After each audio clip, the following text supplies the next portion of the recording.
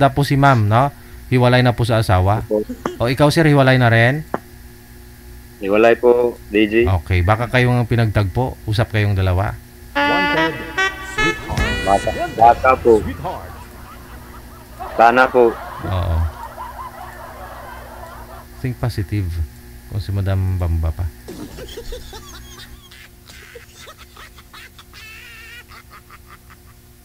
Matagal na po kayong hiwalay po, ma'am. 13 years. Lakas-lakasan Ano po, mo yung ma'am? busis mo, ma'am. 13 years. As 13 years. Oo. So, ilang taon na po kayo ngayon, ma'am? 51.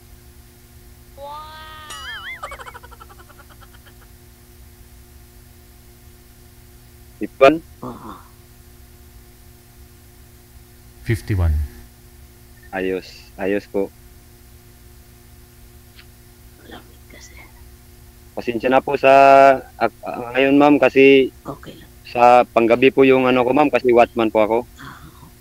Ah, Tapos bukas, hindi naman po pwede kasi nag-ano po ako ng trabaho, bali nag-ano po ako ng trabaho sa pang-umaga. Dito po sa kumpanya, ma'am, watchman po ako. Pero pagka umaga po, yung trabaho ko, karpintero at saka masam. oh, nagtatrabaho pa ho kayo sa araw, sir. Tapos sa gabi, watchman din kayo. Nagtatrabaho din sa gabi? Opo, sir, sa kumpanya na to, sir. Dati po, naging foreman pa ko rito. Oh. Kaso, hindi ko kaya yung po, sir, sa pangangailangan talaga ng mga anak ko. Mayroon po pala akong dalawang anak, sir. Yung 22 na po yung panganay. Yung pangalawa, 18 na po. Yung pangalawa na lang nag-aaral po sa college po, first year college. Kaya, umaga at gabi para po sa anak ko po. Totoo po yun, ma'am. Hindi po ako Watchman po kayo dyan, sir. Paano sumali ka ngayon? Break time niyo po? Hindi, pwede mo DJ kasi nasa posting naman po ako. Kaya nung ipuan Ah, sabagay, no? Hindi naman ko po, masyadong... bali parang ginawa kong mga kasama kong kubo. Wala na, nagligoy na yung mga tao mo dun. Kasi may ka-video call ka. Nakanguso na si sir, ma'am. I-kiss mo daw. Wala na. Wala signal. Sipag, ha? Kalahin mo parang 2 dosina yung anak, pero 2 lang po pala. Pag yan na pangasawa mo, ma'am, bubusugin ka sa pagmamahal. Kasi yung mga taong workaholic, no? Pagdating sa paglabing-labing, babawi yung mga yan. At wala ng trabaho.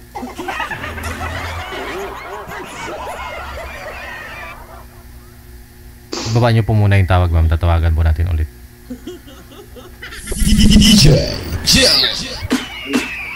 Ay, sir, nagkasalisihan tuloy kayo ni ma'am. Ba't ho kasi nawala kayo? Sir, sa signal po, DJ, sa signal po rito. Pasensya na po. Pakibaba nga po ulit. Pakibaba nga po ulit, sir, para matawagan kita.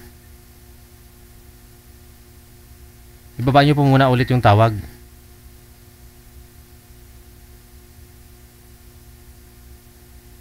Wanted, sweetheart. Wanted, sweetheart.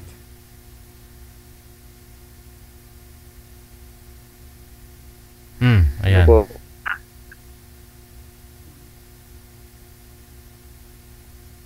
So, ganun po yung trabaho ko po, ma'am. Kailangan po magsipag para sa mga anak. Oo, ganun talaga.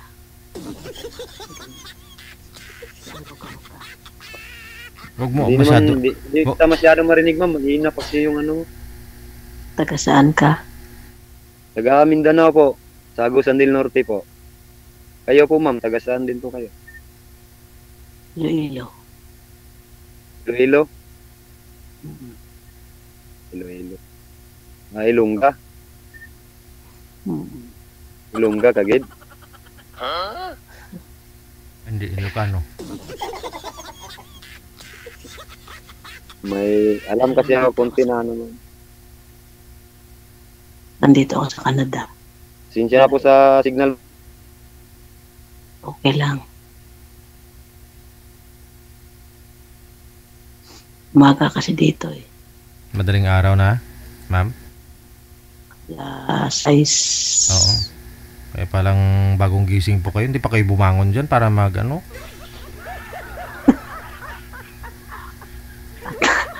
Aga pa ko. Mangapi kag mag ano ah. Mamaya. Malamig sa labas dito. Malamig pa rin po ba? Nag-i-snow pa. May snow pa rin. Mm. Sarap pumunta ng Canada pag ganitong summer dito sa Pilipinas, no? Oo. So, wait. Sobrang lamig. Di ka kululininot, ka ano no? Ka... Ayun, bumalik si sir. Sige lang sir, kaya mo Gas yan. pati ko. Po. Huwag niyo po Tagal na igalaw, po ba kayo dyan po? huwag niyo po igalaw ang cellphone sir para di po mawala ang signal. Mga 2 taon. Opo. Sige. Tagal na din po pala.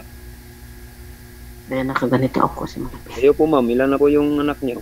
5. 2 babae, ay 3 babae, 2 lalaki. Din po. Lalaki na. Yung bunso ko, Diyos, ano na pala, mga lalaki na. yung bunso ko, 15 years old. Ayun.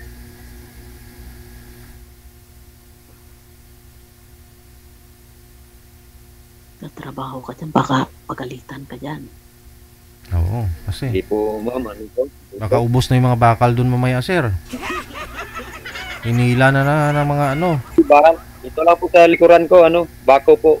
Andyan Mga yung... equipment po, kaya namin. Mga Mga heavy equipment. Oo, oo. Baka nakawin yung gulong ng backhoe dyan mamaya. Yari ka. Kung kaya ba nilang buhatin yung nito, truck pad, ay bahala sila. Nanakawin DJ kasi busy sa video call. Dito lang naman sa likuran ko ma'am, halos mabot ko nga lang po. Nagtatanong po yung mga viewers natin, sir, na paano daw po yung mata mong kaliwa? Sa to sir, hindi po to inborn, dito may sugat pa ko na bali na bagsakan. Nabagsakan? Ay, wala na. Nanguso na naman, ma'am. Siguro dahil sa trabaho, no?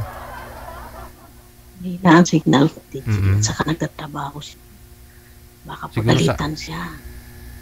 Wala eh. Kasi siya nga yung tagabantay, ma'am eh. Watchman nga eh. Oo.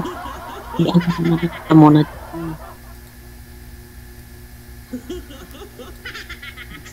Oo. Di baka mamaya pagalitan siya eh. Wala namang magagalit, ma'am. Siya yung nanggagalit sa mga ano eh. So, kumbaga siya yung boss.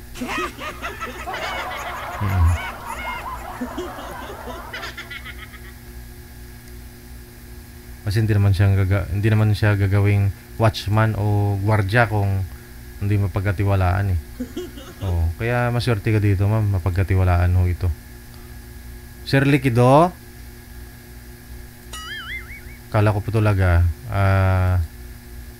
biro o ano niya lang ba, code name niya lang yung Liquido. Yun po talaga pala yung first name niya, Liquido. Napapaano po, sir? Napapaano po yung ulo mo? Yun po talaga po. Yung magsakam ng kahon nung kinabitan ng duyan po sir. Dito bumagsak sa ulo ko, tinamaan ako. Sabi ng nanay, naputulan doon ng ugat. So sa hirap pa man nun namin, hindi na pag-amot agad. Nung bata ka pa. Pa na, nung pas pa na. Oo. Yung ugat siguro connected dito sa kaliwa mong mata, kaya ganon. Oo. Opo, DJ, naputulan daw. Pero hindi naman parang bigla na nagkaganito. Dandahan siya. Mga ilang taon po kayo, sir, nag-umpisa nung na-disgrasya kayo? Parang grade 3 yata ako, nasa 9 na taon pa yara. Pero nagkaganito to DJ nung nagkaasawa na ako kasi nung ano may ano kasi nung yung nanay ko, ang isang anak buhay namin, nung parang may pista, kasal at saka mga binyag, kinukuha yung nanay ko sa magluto. Kaya naman ako yung pagluto. Ako na lang yung nagluluto sa may kasalan yun ang kinuha ko. Nasa sobrang init siguro na ano. Hindi pa to ganito. Sa sobrang init, ano ko, lumabas yung dugo sa iyo. Takot siguro ng mga kasama ko. Binuhusan ako.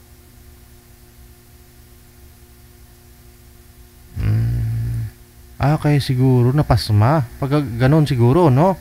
Binuhusan siguro ng tubig ng kasama niya. Oo. Kasi siyempre, Asma sa di. non-stop yung ano, apoy sa harapan mo. Kasi tagaluto nga siya. Sa init. Oh, sus. Oh, diba? Masipag. Magaling magluto. Tapos, watchman. Tapos, nagmamason pa sa araw. Kampe. Nako, pag di ka pa naman yumaman yan eh. Oo. Pero walang makakatalo sa'yo dyan. Canada ka eh. Nasa 580,000 yung buwan mo dyan eh. Sino? Oo, di ko magtikal ka. Sobrahido lang. Tikal mo lang. Wala mong bayad magtikal, ma'am, no? Kanon. Ginapala, ginapiko ko, DJ. Ang kwarta. Tapos ang utang ginabuldos. Palagi na piko ang tikal, hambal naman. Libre kaya yan, DJ. Wala namang bayad.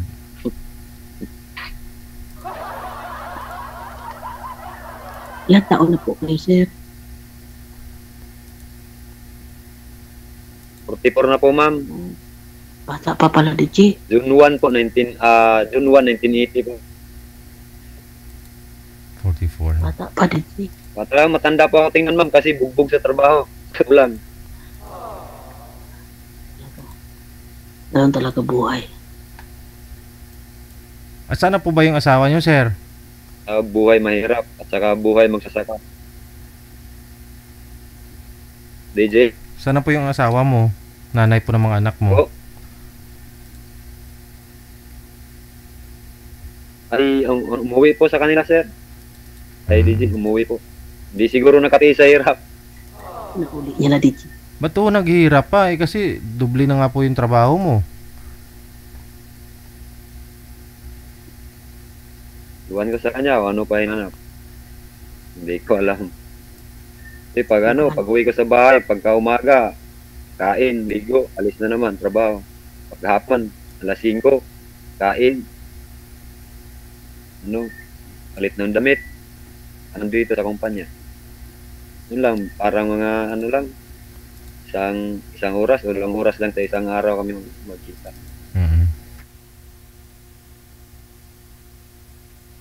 Kung anong mali ko, hindi ko alam.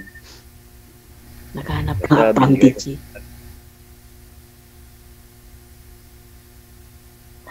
Oh.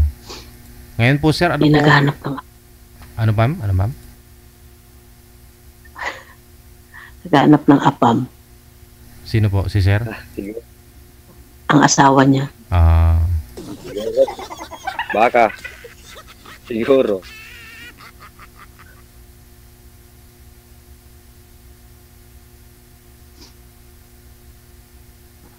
Ilang taon nang kayong hiwalay? Kuya. Isang taon na ako, ma'am. Ilan? Isa. Isang taon. Isang taon? Oh. Bago lang, DJ. Magkabalikan pa yan. Wala na, ma'am. Hindi na po. Balik yan. Hindi na. Isang taon lang eh. Ayaw ko na, ma'am. Hindi, sir, baka umalis yun nagtrabaho para pag nakaipon, babalikan ka, ganon. Baka naawa din sa'yo kasi ikaw lang yung 24 hours ka nagtatrabaho eh. Iwan ko sa kanya, DJ, kung ano ang gusto niya.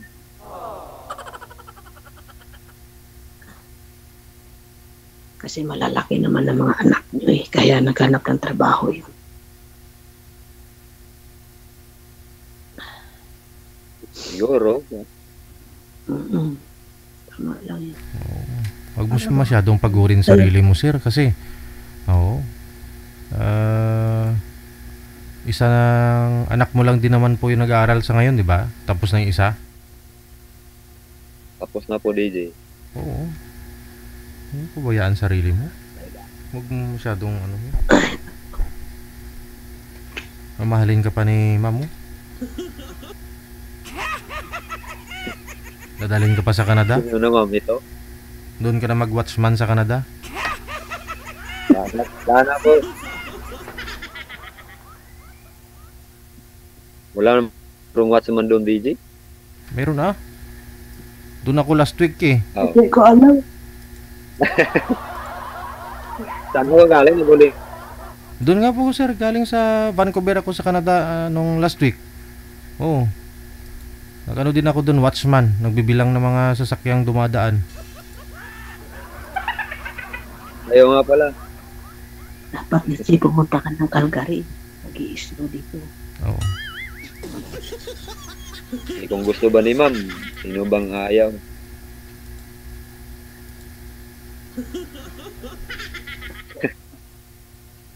Hirap din buhay dito. Oh, walang gulay doon, sir eh. Wala kang madadampot na gulay doon kasi puro na snow. Oo, snow dito. Ay, wala na. Wala po kayong trabaho ngayon, ma'am? Wala pa. Mamaya pa DJ. Wala ko kayong trabaho ngayon. Last 9 ka. Maaga pa kasi. Kagigising ko nga lang.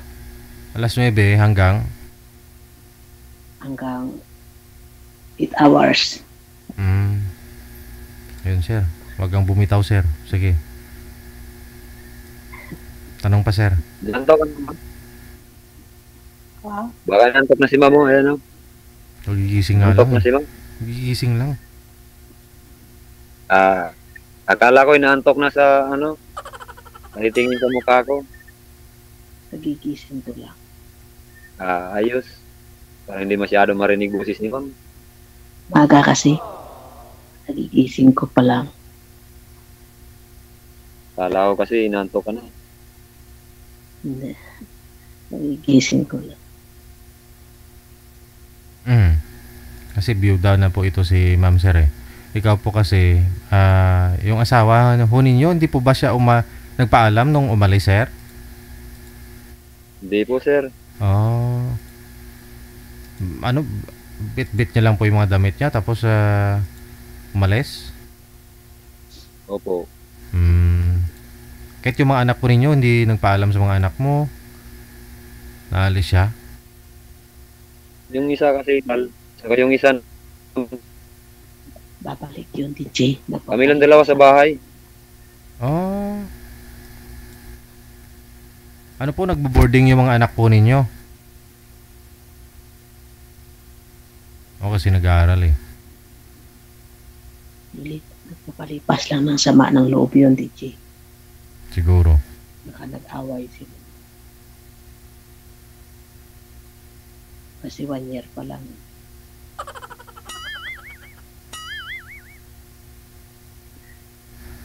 Mukhang walang pag-asa, ma'am, sa signal. Dahil sa signal.